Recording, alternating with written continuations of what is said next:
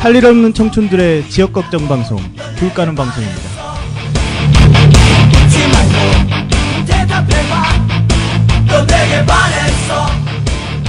안녕하세요, 맨발입니다. 지난번 방송에 대한 피드백이 굉장히 많이 왔는데요. 저희가 무려 그 지역 카테고리 1위를 했습니다. 아주 잠깐. 그래서 박수부대 알바로 산 거예요? 아니 근데 지난번 피드백 중에 이런 게 있었어요. 그 웃음소리 그거 일부러 넣은 거냐 그랬는데 그 리얼이에요. 리얼. 라이브로 넣은 거고요. 그 어떤 분 한 분이 빼빠님이 엄청 넣어가지고 저 아닌데 그거 빼달라는 민원이 있었어요. 근데 그거 뺄 수가 없습니다. 그 라이브여가지고 소리가 다 물려 있어요. 오늘 덜도록 하겠습니다. 그리고 오늘 일단 멤버 소개부터 하고 지난번 방송 얘기 조금 했으면 좋겠는데요. 먼저 빼빠님부터. 네, 안녕하세요. 빼빠입니다. 왜 웃죠? 왜 웃는 거죠? 아니 있지 않아요 앞에? 왜 빼빠인지? 뻐신 그런 거? 네, 맞아요. 거칠거칠하고 건조한 인생을 살고 있어서 빼빠입니다. 반갑습니다. 다음 이코님. 네, 안녕하세요. 이코입니다. 지난 방송 중에 맨발님하고 저하고 네네네. 목소리가 너무 비슷하다는 이제 그런 민원이 지금 제기가 됐어요. 제가 맨발입니다. 네. 제가 이코고요. 일단 제가 지금 득은 훈련에 들어가고 있습니다. 네. 네, 그래가지고 곧 있으면 이제 안철수 정도로 할 수 있을 것 같아요. 잠깐 보여주시죠. 잠깐. 이코입니다. 누구입니까? 네, 저 광주바닥의 임씨입니다. 반갑습니다. 네. 저희 이렇게 4명의 청춘이 모여가지고 지역 걱정하는 방송인데요. 저희가 지역이 어딘지 중간중간에만 얘기하고 말하지 않은 것 같아요. 저희 광주 지역에서 골방에 모여가지고 지금 하고 있는 거고요. 지난번 방송은 중앙정치 이야기를 조금 많이 해가지고 구분이 좀 안 됐던 건데, 오늘도 좀 그런 얘기 많이 나오겠지만, 앞으로 지역 이슈들, 지역 현안들, 그런 관심사에 대해서도 저희가 골방에서 주기적으로 만나가지고 계속 다룰 예정에 있습니다. 지난번 피드백이 많은 것에 조금 놀랐죠? 많이 놀랐죠? 많이 놀랐네요, 많이 놀랐어요. 개인적으로 저희 진행하시는 분들하고 이렇게 각자 이렇게 보내보고 피드백 받아보자 이렇게 했는데, 사실 제 주변에서는 피드백이 하나도 안 왔어요. 저도 보냈거든요. 인간관계에 문제가 있는 거죠. 제가 빚이 많다는 이야기가 있어요. 예, 빚이 좀 있습니다. 지난번에 임씨가 빚 300만 원 있다 그래가지고 코웃음 헐. 뭐든지 좀 약하다. 예, 이런 얘기를 좀 하고 했습니다. 그리고 이렇게 서로 너무 하고 싶은 말이 많아가지고 물린다 이런 얘기들도 좀 있었는데 그동안 억압을 많이 받았냐. 근데 저희 개별적으로 이렇게 억압을 받은 청춘들 같진 않은데 제 청년 세대가 그동안 이렇게 마이크 잡을 일이 드물지 않았나. 맞아요. 저희가 그래요. 맞아요. 임씨가 맞다고. 여러 번 제가 녹음한 걸 다시 반복해서 들어봤는데, 예. 저는 그때는 이제 나 억눌린 거 없다 이렇게 말했는데 네네. 다시 들어보니까 내가 너무 억눌린 게 많았던 거야, 목소리가. 그래가지고 약간 슬퍼지더라고요. 떨어서 그런 거 아니에요? 아니, 그런 건 아니고. 네. 오늘 뭔가 만반의 준비를 하고 오신 것 같은 느낌이 들어요. 저요? 네. 저는 항상 준비된 임씨이기 때문에. 자꾸 밑에를 봐. 원고 보지 마세요. 써놓은 거 보지 마세요. 자꾸 밑에를 봐. 네, 저 같은 경우에는 주변 분들이 일단은 약간 칭찬일 수도 있고 관심일 수도 있는데 너네 뭐 하냐? 네. 너네 뭐 하려고 이거 하냐? 네, 목적이 뭐냐? 이런 거랑 그리고 약간 이 제목 있잖아요. 귤 까는 방송에 대한 약간의 어떤 불편함? 그러니까 제목이 좀 명확했으면 좋겠다라고 하는 굉장히 갇힌 사고. 보수적인 사고. 네. 근데 제가 이게 학교적 사고. 네. 틀에 갇힌 사고. 그러니까. 네. 지난번 회의 때 모여가지고 급작스럽게 만든 제목이잖아요. 네네. 그래가지고 저희가 이제 이미지도 만들고 그러려고 봤더니 귤이 철이 지나없어요. 맞아요. 그래가지고 제가 귤 사다가 어떻게 이 포스터 같은 거 좀 만들어 보려고 그랬는데 슈퍼에서 안 팔아. 그래서 공판장 가봐야 될 것 같아요. 그러면 수박 써는 방송으로 바꿔야 됩니까? 이제 여름이 다가오기 어떻게 때문에. 이미지는 이제 그림으로 대체해야 될 것 같아요. 바뀔 수도 있는 거 아닙니까, 제목이? 어차피 막맞는 맨발이 굉장히 열심히 하려고 하는 것 같아. 오늘? 아니, 귤 사진까지 지금 찍을 생각을 하고 있는 거잖아. 제가 좀 단순해요. 그 귤 까는 방송, 그럼 귤 까는 사진을 찍어야 된다. 요런 정도. 아, 사진에 좀 일가견 있는 분 아니에요, 이분? 아, 그렇죠. 네, 지금 그 아주 유명한 지역 사회에 사진전이 열리고 있다고 하는데. 네네네. 네, 그 지역사회 작가- 유명해요. 네. 말해주지 마요. 말해주지 마. 홍보해주지 마. 어쨌든 방송평은 좀 다양하게 있었던 것 같은데 팟캐스트 그러니까 좋은 쪽의 평가는 일단 젊은 사람들이 많이 하는 거에 대해서는 전반적으로 긍정적인 반응이었던 것 같아요. 그리고 두 번째는 앞으로 계속 어떻게 방송할 거냐 뭐 이런 평가들이 좀 있었던 것 같고 제 웃음소리에 대한 지적이 생각보다 많아가지고 제가 많이 위축돼 있고요. 그리고 웃음소리만 잘라서 누가 보내셔가지고 굉장히 괴기스러웠어요. 아, 근데 진짜로? 그 웃음소리 어. 그 음원 팔아도 될 것 같아요. 방금 그거 따서. 아니, 굉장히 좋았어요. 했어요. TVN 이런 데서 팔면 괜찮아. 제가 근데 진짜 신났나 봐요. 첫 번째 방송한 아, 날. 진짜 많이 웃더라고. 근데 사람들이 저희가 녹음을 한 게 만나고 나서 회의 한 시간 정도 했나? 네. 그러고 나서 그냥 바로 녹음한 거예요. 네. 심지어 저는 여기서 한 분 빼놓고는 다 처음 만났어요. 맞아요. 그러니까 1시간 만에 이름도 정하고 주제도 정하고 그냥 바로 녹음 들어간 거예요. 그런 거 치고는 너무 잘 됐다고 우리가 지금 자화자찬하고 있어요. 자화자찬해가지고. 자화자찬. 너무 자평하고 있다. 이렇게라도 칭찬 받아야죠. 그렇습니다. 예, 억눌린 자들의 귤 까는 방송이었습니다. 네.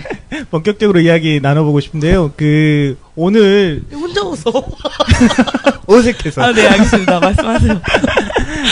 오늘 방송하는 시점이 4월 24일인데요. 어저께 밤에 대선 3차 토론회 있었잖아요. 그래서 아무래도 이 토론회 이야기를 조금 안 하고 넘어갈 수가 없어서 이야기를 좀 해볼까 하는데 토론회에 관심이 엄청 많으신 분을 모셨습니다. 이코님이 토론회에 대해서 쟁점이 뭐였는지 이슈가 될 만한 게 뭐였는지 근데 안 본 거 아니야? 아니야, 내가 SNS에서 봤는데 엄청 열심히 봤어. 예, 이코님이 잠깐 브리핑해 주시면 예, 좋겠습니다. 그 토론 전문가 이코입니다.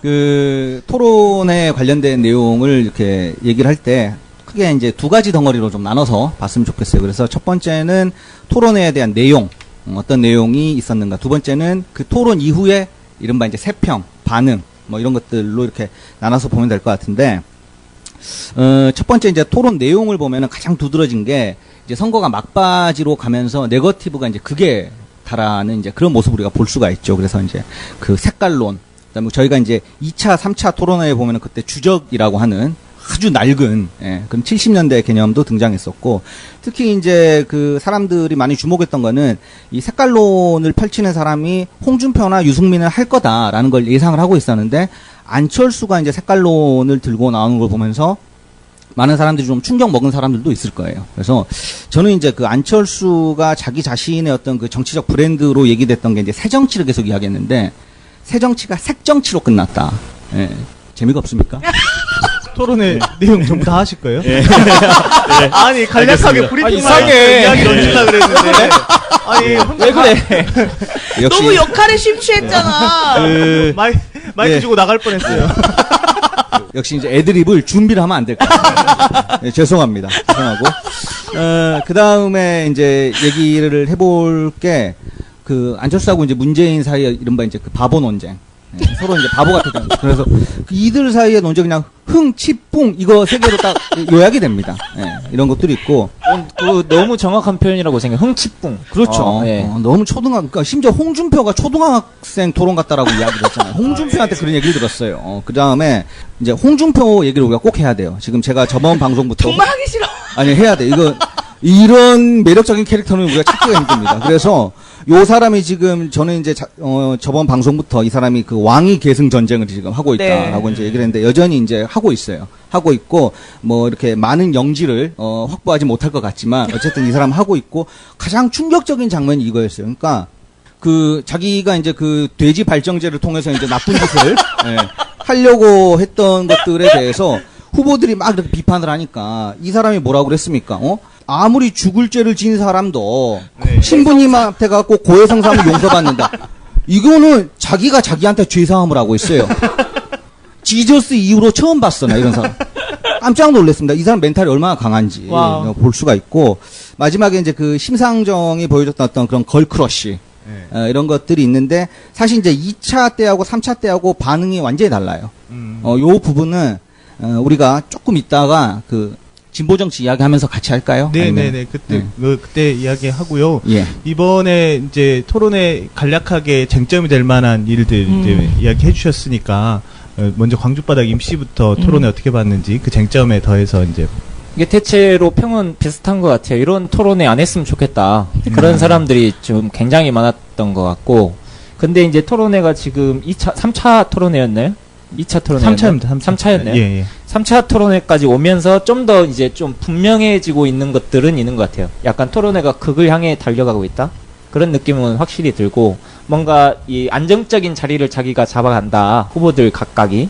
그런 생각이 많이 들었고. 극을 향해 달려간다라는 게 무슨 뜻일까요?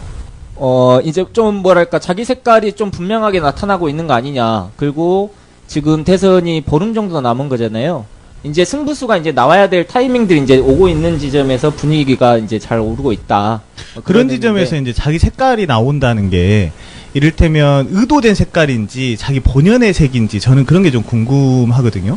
선거 기간에 본연의 색과 의도된 색은 다 이제 겹쳐지죠. 그걸 이제 구분하기는 좀 힘들 것 같고 선거 공학적인 측면에서 이제 멘트를 날리는 것들도 많이 있을 거고 토론회 준비를 그렇게 하신 분들도 있을 거고 의회 질문이나 상황에 즉각적인 자기 어떤 그 성격이 나오는 부분 이런 부분들도 있겠죠. 그러니까 이제 이어받아가지고 얘기를 하자면 안철수가 색깔론을 들고 나온 거는 사실은 이제 공학적인 판단인데 안철수와 문재인의 이런 바보 논쟁 같은 걸 보면은 이거는 본연의 색깔이 나온 거죠, 사실은. 그러니까 너무 못해요. 근데 안철수가 그거 본연의 색이라기보다 준비해가지고 온 건데 맞아요. 그랬잖아요. 그러니까 더 바본 거죠. 지금 준비해 온 걸 소화하지 못했다. 소화하지 못한. 어제 토론 이후에 좀 찾아보니까 지금 여러 그 방송 사람들이 안철수 측의 토론회 준비팀 가려야 된다. 뭐 이런 이야기까지 사실 나오고 아마 오늘 이번 토론회에서 가장 큰 이 반작용을 받을 사람이 바로 안철수 후보인 것 같다. 왜냐면 저도 사실은 갑철수 그리고 뭐 MB 뭐 아바타 이런 말들 그냥 읽고 지나갔지 한 번도 안철수한테 각인시켜서 이제 생각해 본 적은 없거든요. 근데 본인 스스로가 강조점은 문건에 있었던 거죠. 그렇죠. 그러니까 문건 얘기를 처음에 해야 되는데 그렇게 안 하고 이제 무턱대고 이렇게 다짜고짜 양자택일 질문을 한 거잖아요. 갑철수입니까? 안철수입니까?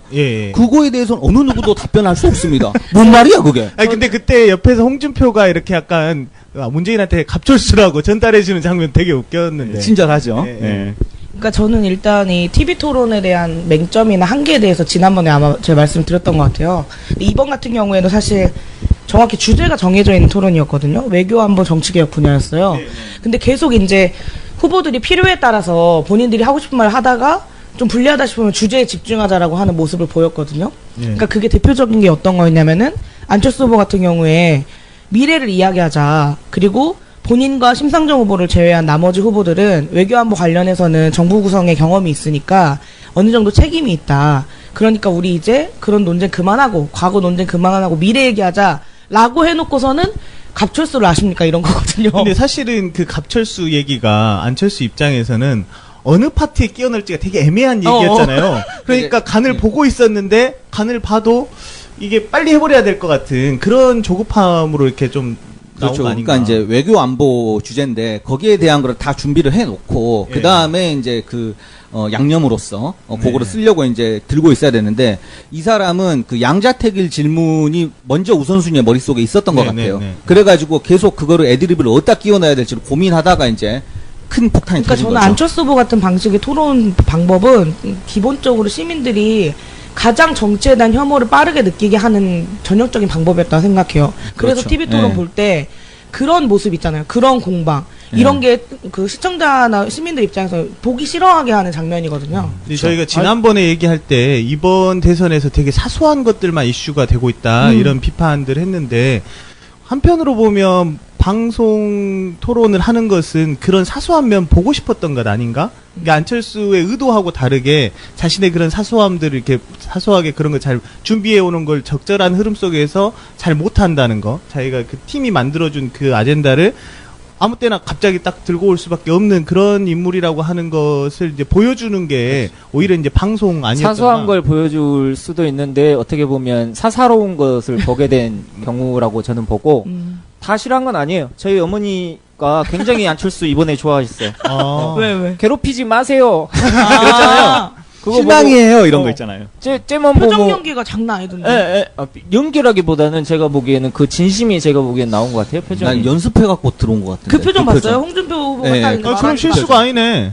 갑자기 이런 표정 봤어요? 나 그쵸. 진짜 이거 완전- 라디오 이게 표정 짓지 마. 죄송합니다. 제가 방금 안철수 후보 표정을 따라했는데 이게 목소리만 들린다는 청취자 걸 여러분 간과했어요. 안 똑같았으니까 너무 관심 갖지 말아주세요.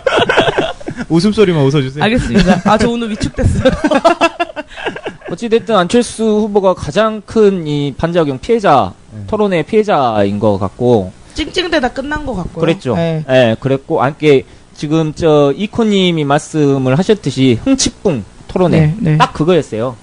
나 아바타 맞아? 흥? 그렇게 말하고. 니 알아서 해. 그런 거잖아요. 예. 그렇게 왔다 갔다 한 거예요. 제가 생각하기에는. 근데 이제 그 흥치풍이라고 하는 게 사실은 이제 문재인 후보 같은 경우도 그런 식의 유치한 질문을 받으면은 좀 고급스럽게 넘겨야 되는데 예. 흥치풍이 계속 핑퐁 대결이 된 거잖아요. 네. 이거를. 네, 그런 게 답답한 거죠, 사실은. 지난번에 광주바닥 임씨가 1차 토론회 보고 영구와 맹구가 하는 것 같았다 이렇게 얘기했을 때 저희가 좀 안 먹어줬잖아요. 안 먹어줬죠. 예. 그런데 이번 토론회 보니까 약간 성견지명이 있었던 건가요? 아이고. 사죄합니다. 우리는 또 선수들이니까 그런 거 보면 이제 바로바로 나오죠. 얼마나 이제 방송 토론회 준비를 잘 하고 있냐. 본인이 이제 살아오는 과정에서 얼마나 토론하는 이 경험과 자질을 가지고 있었냐 이런 것들이 이제 말 한마디 하면 쭉 나오잖아요. 홍준표 후보 제가 말씀드렸잖아요. 표정이 죽어 있다. 이번 토론회에서. 이번 어제 토론회에서도 제가 보기에 홍준표는 죽어 있었어요. 처음 시작부터 유승민 그 후보도 그랬고 심상정 후보도 사퇴하라고 강하게 그리고 토론 안 한다고 그랬죠. 토론 안 한다고 그랬죠. 네. 그런 것도 있겠지만 제가 보기엔 어찌됐든 홍준표가 참 안쓰럽다. 그런 거 일도 안 들어. 자연스럽게 이제 아니 물론 저 토론회 전체를 토론회만 놓고 봤을 때 제가 뭐 홍준표한테 감정이입하거나 그러지 아니 않습니다. 그런 거예요. 그러니까 돼지 발정제는 양돈업자만 구매를 해야 되는 겁니다.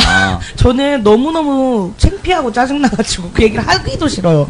그렇죠. 어저께 그 심상정 후보가 첫 포문을 열었잖아요. 네. 홍준표 후보와 토론하지 않겠다라고 하고 연쇄적으로 이제 유승민, 아니, 근데 안철수 이 돼지발정제 얘기가 어디서부터 자서전으로부터 나온 건 아는데 저는 그거 보면서 참 이 선거 준비한 사람들 고생한다. 홍준표 자서전을 꼼꼼히 읽어야 되더니 극한의 직업이죠. 극한의 직업이다. 직업. 네. 그래서 언론이 한 거예요? 아니면 캠프에서 나온 거예요? 캠프에서 나온 거. 어디 캠프에서? 문재인 후보 캠프. 문재인 캠프에서 고생들이 많. 아닙니까? 확실합니까? 그건 한번 팩트 체크 해야 됩니까? 해야 될 것 같아요. 네네. 근데 사실은 그 홍준표 후보 그 이제 강간 미수건에 대해서 우리가 얘기를 해야 될 게 그게 그 사람이 특별히 사악하거나 물론 사악한 게 있는데 그 정치 세력의 평균치 같다는 느낌도 전 받았어요. 그렇죠. 그러니까 그 사람들이 그 저번에 그가 속해 있던 정당들 보면은 뭐 그런 거 있잖아요. 그 기자 이렇게 성추행해놓고 성놀이당. 예.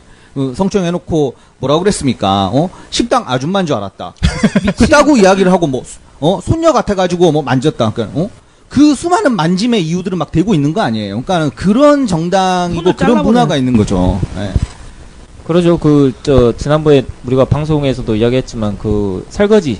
예, 하늘에서 정해준 여성들한테 하늘에서 정해준 게 설거지. 이 땅의 딸들에게 사과하세요. 그랬죠. 심상정 후보가. 너무 빨라고 못 알아먹었어. 사과해서만 들었다는. 아니, 나 너무 나한테 그럴 줄 알고. 나한테 그런 줄 알고 깜짝 놀랐어. 내가 이런 마초 옆에 앉아있는 줄. 정말 화가 났거든요. 정말 화가 났어요. 정말. 그러죠. 네. 제정신을 가진 사람이 그런 말을 어떻게 합니까? 네. 그것도 대선 후보로 됐으면 평소에 그러더라도 더 조심해야 되는 거 아니에요? 근데 제가 알기로는 팩트가 그거를 먹인 거 아니에요? 돼지 발정제를 먹었는데 효과가 안 나타난 거예요. 예, 그렇게 저도 기사로 봤어요. 네. 그러니까 누군가는 피해가 있었다는 거예요. 그거는 명백하게. 그러죠. 미수를 당한 여성이 있는 거죠. 네. 근데 그 사과를 그 사람한테 안 하고 왜 국민한테 사과를 하고 있는 것도 그것도 웃긴 거고 사실은. 그걸 자서전에 쓴다는 것 자체가 이상한 거죠. 그 정신 세계가 전혀 이해할 수. 아무튼 근데 이 홍준표의 표정이 아무튼 죽어 있다. 전 그 얘기 하고 싶지 아니, 않아요. 표정에 관심도 그래요? 없고. 근데 광주바닥에 아까부터 자기가 딱 보면 안다. 그 선수다. 근데 어디 소속 선수예요? 우리 또 이 광주바닥. 우리 다 한 번씩 다 그런 걸 해보니까 저희 토론 뭐 이런 거 한두 번입니까? 저는 전 선수인지 몰랐어요. 전 재미있었던 그 장면이 있었는데 중반 넘어가면서 유승민 후보랑 심상정 후보가 투샷으로 오래 잡히는 장면이었어요. 근데 저는 그 장면이 진짜 명장면이었다고 정책 대결 생각을 하거든요. 그러니까 두 가지 의미에서 그랬는데 첫 번째는 색깔론과 관련한 유승민의 선방에 그 선방을 받은 게 심상정인 거예요. 문재인한테 던진 살을 그렇죠. 심상정이 그렇죠. 받아가지고 살을 날렸는데 날렸는데 그 살이 심상정한테 간 거지. 그래서 거의 뭐라 그래야 되지? 대면을 한 것 같아요. 심상정이 색깔론 하지 말아라. 실망이다. 당신 같은 보수주의자가 그래도 대한민국에 있어야 되고 필요하다고 생각했는데 이 뭐냐? 제대로 토론하자. 이게 저는 명장면이었다고 생각해요. 그렇죠. 어제 토론의 명장면. 그 이야기 좀 했으면 좋겠어요. 이번 어제 저녁 토론회가 있었고 그 전 토론회가 있었는데 사실 그 전 토론회에서 심상정 후보가 문재인 후보한테 문재인 후보를 비판하고 뭐 이렇게 질문을 너무 강하게 했다. 이것 때문에 굉장히 그날 내내 그 다음 날 내내 그 검색어 1위를 막 정의당과 심상정이 달리면서 정의당 홈페이지가 마비되고 네. 탈당하는 일까지 벌어졌었죠. 네, 그렇죠. 그거에 대해서 저는 한번 짚고 심상정 이번에 그 심상정 후보가 문재인 후보를 살려준 거. 지원해준 누가 누구를 살려주고 누가 누구를 그 죽인 부분에 대해서 한번 이야기를 해보는 건 어때요? 둘이 맞췄다. 이런 얘기들이 뭐. 근데 이제 있나요? 저는 이런 생각을 해요. 그러니까는 심상정도 사실은 뭐 지지율이 5% 내외지만은 어쨌든 대한민국에서 5% 정도 되는 사람들의 지지를 받는 사람이고 유능한 정치인이고 그 사람은 여전히 자기의 언어로 자기의 정치를 하고 있는 사람이에요. 근데 그 사람이 이렇게 하는 몇 마디 말을 가지고 너는 누구 편이다, 너는 누구 편이다라고 계속 그 사람을 어떤 편에다 위치 지우려고 하잖아요. 네네. 저는 그런 것 자체가 굉장히 민주주의하고 굉장히 동떨어진 생각이라는 거예요. 그 사람의 정치가 있고 그 사람이 하고자 하는 가치가 있고 그 사람을 지지하는 사람들이 있는데 그런 것도 우리는 존중을 해줘야 되는데 그런 존중을 안 하고 있는 거예요. 그러니까 공화국의 시민이 공화국에 있는 다른 시민의 정치적 색깔에 대해서 이런 식으로 폄하하고 있다라고 하는 것들. 굉장히 잘못된 거라고 문재인 생각합니다. 후보 지지자들 지금 방청객이 한 분 떠나셨습니다. 그런데 제가 이코님 얘기 들으면서 저는 맨발입니다. 근데 얘기 들으면서 그게 되게 원론적으로 맞는 이야기이긴 한데 사실 심상정이 가지고 있는 원래 히스토리가 그렇게 보게 한 것도 있지 않나. 그러니까 자초한 면이 있죠. 지난번 대선 그리고 그 전에 경기도지사 경기도지사를 양보했기 때문에 그런 프레임을 악의적으로 씌우든 어떤 사람들이 보기에 그렇게 보이든 그냥 해석이 그렇게 보이든 악의적으로 그런 해석을 상대방이 더 씌우든 그 단초를 이미 제공한 측면이 있기 때문에 그렇게 해석을 하는 것은 사실은 무관한 일이 아니지 않나 정치적 해석에서 부지부식 간에 이 단일화 내지는 이제 어떤 뭐 민주당하고 진보정당의 어떤 연대라고 하는 것들을 떠올리게 하는 정치적 행보가 과거에 있었다라고 하는 거에 대해서는 동의를 해요. 동의를 하는데 그 연대를 선택하는 것도 심상정의 선택인 거예요. 그 선택이고 물론 이제 그 어떤 외압이 있었는지 어쩐지 저는 모르겠습니다만은 지금은 자기가 완주하겠다라고 이야기를 하고 있지 않습니까? 그러면은 그 완주하고 있는 것을 있는 그대로 인정을 해줘야 된다라는 거예요. 아니 근데 저는 그거는 완주하겠다고 이야기했으니까 인정해달라 그건 안 통하는 것 같아요. 정치적 해석이라고 하는 것은 늘 상대방의 말을 마음대로 곡해해서 자기 프레임을 만들어서 씌우는 것이 유리한 건데 왜 그 말을 그대로 받아들이겠어요? 그러니까 저는 여기서의 쟁점이 그거라고 생각하는데 방금 맨발님이 말씀하셨던 것처럼 이전 선거에서의 정의당과 민주당의 어떤 부분의 선거연대라거나 이런 것들이 시민들로 하여금 그렇게 느끼게 할 수 있었던 여지가 있었다 정도는 제가 이해를 합니다. 근데 이번 대선 같은 경우에는 시민들 스스로도 그렇고 정당인들이나 후보들도 그렇고 야권 간의 어떤 더한 경쟁을 하는 그런 선거로 되어 있잖아요. 그런데 그런 전제가 깔려있는 선거에서 각각이 자기 역할들을 하면서 시민들에게 지지를 받아야 되는 선거에서 누가 누군가와의 속된 말로 어떤 팀플? 그러니까 하나의 어떤 정치적 이해관계가 있다라고 이해하고 바라보고 그게 공격의 가장 중요한 이유가 됐다라는 게 이해가 잘 안 되는 거예요. 그러니까 저는 이번에 문재인 지지자분들이 그 보여준 모습을 보면서 그러니까 저는 일정 부분 이해하는 부분들이 있었어요. 그러니까 우리는 같은 편인데 라는 의식이 강하더라고요. 문재인 지지자들이 정의당 심상정 후보나 정의당 쪽 분들을 우리는 같은 편이고 우리가 큰 집이면 너희는 작은 집인데 우리가 잘 돼야 너희들도 잘 되는 거 아니냐 라는 식의 이야기를 굉장히 많이 하시더라고요. 그리고 이것은 정치 공학적인 이야기만은 아니고 정서적으로 좀 그런 부분이 있는 것 같더라고요. 그런 부분이 있었고 특히 이제 정의당이 이야기를 처음에 만들어지는 과정에서 노무현 지지자들도 참여를 한 부분이 있으니까 국민참여당이 들어갔어요. 그리고 사실은 심지어 이제 노무현과 전태일의 만남이라고 하는 표현도 그렇죠. 썼었죠. 그런 표현도 있었죠. 근데 저는 이제 또 이걸 안 좋게 보면 좀 약간 비판적인 시각에서 보면 이 진보정당 대한민국에 지금 있는 정당들 중에서 진보정당이 유일하게 정의당이지 않습니까? 유일한 원내 정당. 예, 죄송합니다. 녹색당 들어온 지 얼마나 노동당도 있고 그래요. 알았어요. 이런 식이니까 당연히 더불어민주당 입장에서 보면 정의당은 아무것도 아닌 거야. 정의당 입장에서 보면 노동당, 녹색당이 아무것도 아닌 것처럼. 사죄드립니다. 정말 사죄드립니다. 왜 빼빠가 사죄예요? 아니, 이상하네. 그러네. 빼빠 뭐 해요? 제가 꼭 여기 내놓은 자식 같아가지고. 물가에 내놓은 자식 같아가지고. 그게 진보정당들 정의당 특히 정의당을 관리하는 방식인 것처럼 저는 느꼈어요.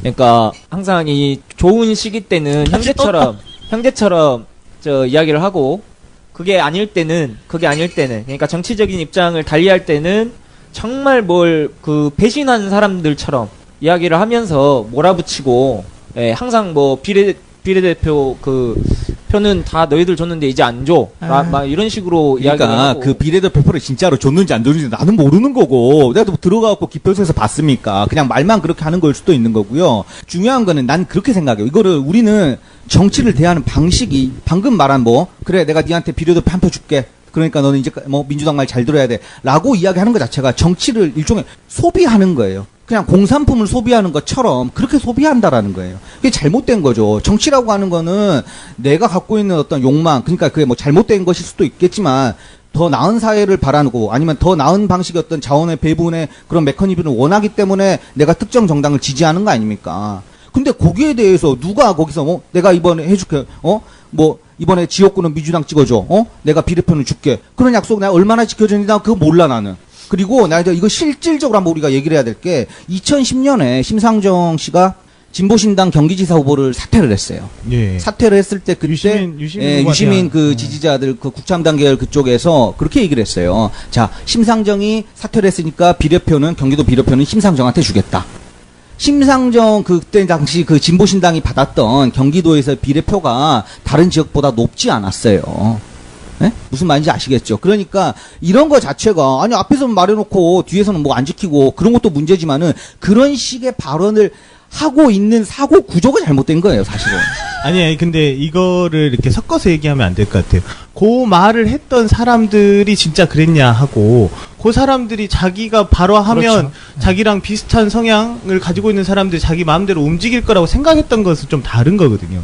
그러니까 정치적으로 거래라고 하는 것이 실제로 의도가 있다고 하더라도 항상 성립하지 않아요. 왜냐하면 내 지지자들이 너 줄게 그랬을 때 가냐? 그럼 그렇진 않거든요. 실제로 성립 안 하는 측면이 있는 거고 할 의도가 없었던 것이 있고 그 두 개를 어렵지만 분간해서 봐야 된다라는 생각이 하나 있고요. 그러니까 이제 그 득표를 가지고 제가 얘기를 한 거예요. 네. 다음 토론회 있고 나서 그 다음 팟캐스트들을 좀 들어봤어요. 그러니까 순위가 1위부터 50위까지 정치 팟캐스트 들어봤었는데 50개를 들은 거예요? 다 제가 중요한 선수네. 팟캐스트다라고 장인이네. 아니 근데 장인이네. 나 이렇게 하면 안 해. 왜 내가 말하면 그래? 아니 대단하다고 칭찬해 준 거예요, 선수요. 근데 너무 심하더라고요. 권장갑인가? 예, 그 팟캐스트가 있는데 거기에서는 권갑장. 예, 너무 많이 들어가지고 헷갈려. 거기는 막 아예 심상정 후보에 대한 욕을 제목으로 써놨더라고요. 욕을 제목으로 그렇죠. 써놨는데. 아니 그리고 이제 이런 겁니다. 그러니까는 아까 저기 맨발님이 얘기하신 그런 부분을 정서적으로 느낄 수 있는 지점이 있다. 예. 거기에 대해서 인정을 하는데 그러면 그것들을 표현한 방식이 어떠냐라는 거예요. 정의당에 이렇게 전화해가지고 당직자들한테 막 이렇게 쌍욕을 퍼붓고 이렇게 접속을 해가지고 뭐 사실은 심상정의 죄는 토론회에서 토론한 죄밖에 없어요. 토론회에서 토론했다고 그런 식으로 뭐 쌍욕을 퍼붓고 무슨 뭐 돈을 끊겠다는 등 뭐 이런 협박을 하고 협박 아닌 협박을 하고 이런 부분이 사실은 우리 사회에서 민주주의가 그만큼 성숙되지 못했다라고 하는 걸 보여주는 것이고 저는 이런 생각도 합니다. 민주주의를 가장 강렬하게 외치는 사람들이야말로 그 사람들의 말로 가장 반민주적인 행동을 하고 있는 거예요. 지금 십자군을 보는 것 같아. 십자군. 이기코님 입에서 지금 불이 나오고 있어요. 불이 옆에서 이걸 봐야 되는데 보이는 라디오 한번 해야겠네. 근데 이제 여기서 이제 이 얘기를 좀 정리하고 넘어갔으면 좋겠는데요. 그 일단은 이제 문재인 지지자들 중에 전체가 그렇다라고 하는 거하고 일부 문바들이 한다는 거하고 요거 사실은 지금 국면에서 구분하기가 굉장히 어려운 측면이 있고 정치라고 하는 게 당이나 원론적이거나 교육적인 측면으로 움직이지 않는다라는 걸 감안해야 될 것 같아요. 정치는 언제나 기울어진 경기장에서 하고 있고 그 기울어진 상황 속에서 사람들이 반응을 하는 거잖아요. 그래서 개별적인 반응을 옳고 그름으로 판단한다면 저도 동의해요. 그런 행동이 바람직한 일은 아니라는 거. 그렇지만 그런 요소들을 염두에 두지 않고 정치할 수 있다라고 하는 건 너무나 가상 아닌가. 근데 이제 저는 이제 마무리한 이 부분에 대한 이 정리를 하면서 저는 이제 꼭 말씀드리고 싶은 게 이번에 심상정 후보가 문재인 후보한테 한 질문들은 몇 개 안 돼요. 그리고 뭐 선거 전략상 문재인 후보랑 선을 긋기 위해서 그렇다고 보기도 힘들어요. 그리고 게다가 질문의 내용 자체도 굉장히 중요한 부분이에요. 왜냐면 상식적인 심상정 후보가 지금 이야기하고 있는 게 노동이 당당한 나라 그런 이야기하고 있잖아요. 노동이 있는 민주주의 이야기하고 있잖아요. 그런 관점에서 김대중 노무현 정부에서 노동법 개혁부터 시작해가지고 이제 여러 가지 문제가 있었다라는 지적과 함께 문재인 후보한테 어떤 의지가 있느냐라는 부분을 확인하는 것은 저는 당연한 거라고 생각하거든요. 근데 잠깐만요. 근데 말을 막으려고 했어. 근데 여러분들이 지금 이제 시작인데 너무 흥분하지 마시라라는 말을 저는 하고 싶어요. 무슨 말이냐면 제 생각에는 문재인 후보가 당선 가능성이 굉장히 높은데 이후에 문재인 정부에 대해서 심상정을 비롯해서 정의당은 굉장히 날선 비판들을 할 거고 물론 그것은 정당한 문제들에 대해서 그런 거겠죠. 그런 걸 할 거고 그거는 김대중 노무현 정부 때에도 마찬가지였었어요.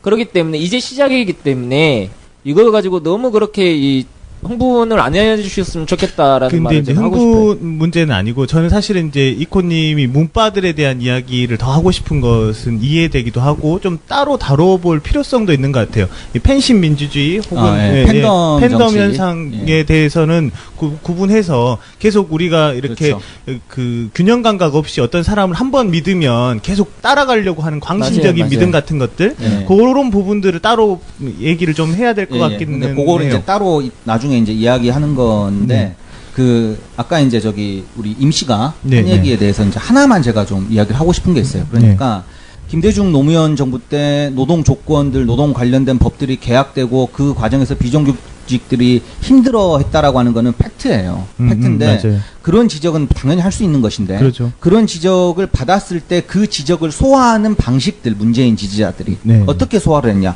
김대중 노무현은 원래 그런 생각이 없었는데 IMF 때문에 어쩔 수 없었다. 이런 식으로 한마디로 퉁치고 넘어가는 거예요. 그건 굉장히 잘못된 형태입니다. 그들을 잘 보려고 하지 않죠. 그렇죠. 안 보려고 그러고 이것들이 만약에 문재인 씨가 집권을 했을 때도 똑같은 형태로 반복이 될 거예요. 사드 문제 역시 벌써 지금 그런 거 있는 거 아닙니까? 전략적 모호성을 유지해야 된다. 그거는 평론가예요. 어느저 누구 말대로. 그러니까 이런 것들이 계속 자기가 지지하는 어떤 사람이 어떠한 그 정책적 변화를 했으면은 그 지지자들이 기존에 갖고 있던 자기가 원하는 가치관에 의해서 그 사람의 변화를 평가를 하는 것이 아니고 그 사람의 정책적 변화에 따라서 여러 가지 주석들을 달아주면서 그 사람의 편을 드는 모습들 이런 거죠. 모습들이 지금 보여지고 있기 때문에 저는 지금 지양해야 된다. 이코님을 막고 싶은데 막을 수가 없는 게 입에서 불이 나와. 저는 근데 정말 안타깝게 봤거든요. 그런 글들을 평가를. 그러니까 그냥 단순히 뭐 그런 모습을 보여주는 팬덤이 있는 사람들 지지자들이 문제다 이런 단편적인 평가 말고 예. 저는 정말로 대통령이라고 하는 사람이 진지하게 사안을 바라봐줬으면 좋겠어요. 그러면 그들의 지지자도 그랬으면 좋겠거든요. 저는 그러니까 그렇죠. 이게 무슨 말이냐면 참여정부가 잘한 것도 있고 못한 것도 있잖아요. 그렇죠. 그러면 이번에는 그 참여정부를 경험했던 사람들과 그 참여정부를 함께 응원해줬었던 지지자들이라면 이번 정부를 구성할 때는 적어도 참여정부보다는 더 나은 결정? 조금 더 성숙한 결정들이 되어야 이 정치라고 하는 영역에서 더 이상 상처받는 시민들이 적어지는 거잖아요. 그렇죠. 그런 의미에서는 그게 심상정이었던 누구든지 간에 그 질문과 어떤 공격과 비판에 대해서 정말로 이렇게 잘 응답하고 잘 받아주는 게 선거의 전략적인 측면에서도 그렇고 실질적으로 이제 후보로 만약에 당선이 됐을 경우에도 조금 더 이렇게 나은 정치를 보여줄 수 있을 거라는 생각을 하고 있었어요. 그런 측면에서 그 지지자들이 보여줬던 태도가 오히려 그런 식의 어떤 성숙한 토론을 차단하는 방식이 아닌가. 예, 이런 게 있는 것 같아요. 지금 현재 환경 속에서는 우리가 지지를 구걸하잖아요. 네. 네. 그리고 어느 정도 지지가 마련되면 사실 성향이 다른 사람들을 다 긁어 모아야 되는 거예요. 네. 그러고 나면 실제로 선명성 같은 거 그런 것들은 점점 없어지는 거예요. 선명해질수록 지지자들은 떨어져 나가게 되어 있는 측면이 한편으로 있는 거거든요. 그래서 우리 정치가 바람직해진다면 선명한 사람들이 지지를 더 받을 수 있는 요건이 돼야 되는데 그것이 안 되니까 수렴되죠. 예. 사람한테 집중시키고 그를 추종하게 하고 그 말하는 거하고 실제 의도하고 정책하고 이런 것이 다르지만 그 사람은 막연하게 뭔가 잘할 수 있을 것이다라는 이미지만 생산해내고 그러니까 지지자들은 그 사람을 공격하는 것 자체를 정책적으로 비판하는 것도 사람을 공격하는 걸로 받아들이고 요 사이클이 계속해서 굴러가는 측면이 굉장히 강하게 있는 것 같아요. 네, 여기다가 이제 그 팬덤 정치 이야기는 이제 나중에 하는 거니까 그거는 제가 이제 그만하고 그 얘기를 하나만 더 하고 싶어요. 그러니까는 저희가 이제 정치의 스펙트럼으로 쭉 얘기를 하지만 원내 정당 중에서 정의당이 가장 왼쪽에 있고 그 옆에 민주당이 있고 그 옆에 국민의당이 있고 그 옆에 바른정당이 있고 그 옆에 이제 자유한국당이 있는 이제 이런 2차원적인 그런 수직선의 분포로서 지금 정치적 스펙트럼 흔히 바라보잖아요. 이제 그렇게 되면 어떤 생각을 하게 되냐면은 우리가 지지세를 넓히려면 그 민주당을 지지하는 사람들이 이쪽으로 넘어올 것이다라고 하는 것도 하나의 환상일 수 있다는 거예요. 맞아요. 네. 그거 환상에 가까운 사실은 말이에요. 보면은 예전에 민주노동당이 이렇게 당적으로 성장할 때를 보면 경남에 보면 이제 뭐 창원이나 울산 여기는 워낙 이제 조직 노동자가 많으니까 이제 그렇다 치더라도 다른 지역대 지역으로 나눠서 보면은 경상도 쪽에서 민주노동당을 지지했던 지지율이 훨씬 더 가파르게 올라갔어요. 더 많이 올라갔고 이거는 뭐냐면은 평생 저런 극우 정당을 지지하던 사람들도 민주노동당이라고 하는 정당을 중간에 무슨 더불어민주당이라고 연결고리 없이 바로 들어올 수가 있는 거예요. 그러니까 그런 것들도 우리가 알고 그렇기 때문에 저는 우리 이야기를 더 구체적인 것들을 잘 하면 난 정의당 당원 아닌데 정의당 당원인 것처럼 완전히 이렇게 지지자가 많다. 아니 저희 피드백 중에 운동권 냄새가 너무 난다 그랬는데 다 운동권 나는 안 나요. 여러분들이 좀 그렇지. 찐내나 제가 조만간에 운동권에 대해서 비판하도록 운동권이 하겠습니다. 뭡니까? 정의당 지지 방송 아니고요. 이쯤에서 토론회 브리핑 마지막으로 코멘트 한 번씩 더 하시고 마무리했으면 저는 좋겠는데요. 뭐 얘기 많이 했으니까 다른 분들은 빼빠님. 아이고, 빼빠님 이제 오늘 말도 좋고 웃음소리도 좋고 그러네, 되게 왜 나 그래요? 위축됐어. 저는 지금 기력이 쇠했어요. 정말 토론다운 토론을 보고 싶다라는 생각이 들고요. 앞으로 남은 토론들이 지나온 토론보다 조금 더 많아요. 그러니까 앞으로의 토론은 정말 나라의 미래와 시민들의 삶을 위한 좀 진지하고 격조 높은 토론을 지켜보고 싶다 이 말씀 드리고 싶습니다. 그거 제가 이야기할까요? 예, 임씨도 예. 마지막. 맞습니다. 일단 기본적인 평가는 다들 그런 것 같아요. 너무 굉장히 중요한 시간이거든요. 한국 사회가 한 사회가 대통령 선거를 한다라는 것은 그동안의 잠재해 있었던 시민들의 다양한 요구와 희망들 이런 것들이 결집되는 거예요. 정치적으로 결집되는 거고 그게 구체적인 정책으로 실현되는 이런 모습들을 봐야 되는 거고 그 속에는 각자의 세계관이 다른데 다른 세계관이 부딪히면서 합의점을 찾는 거거든요. 이건 굉장히 중요한 거예요. 사회적 비용으로 놓고 봤을 때도 굉장히 중요해요. 이런 중요한 시간을 토론회 때 그 말도 안 되는 이야기들로 허비하고 있다라는 것이 정말 안타까워요. 안타깝고 실상 어제 토론회를 놓고 보면 정책적인 것만 놓고 봤을 때 심상정 후보와 이 유승민 후보 그게 없었다면 얼마나 더 허망했을까.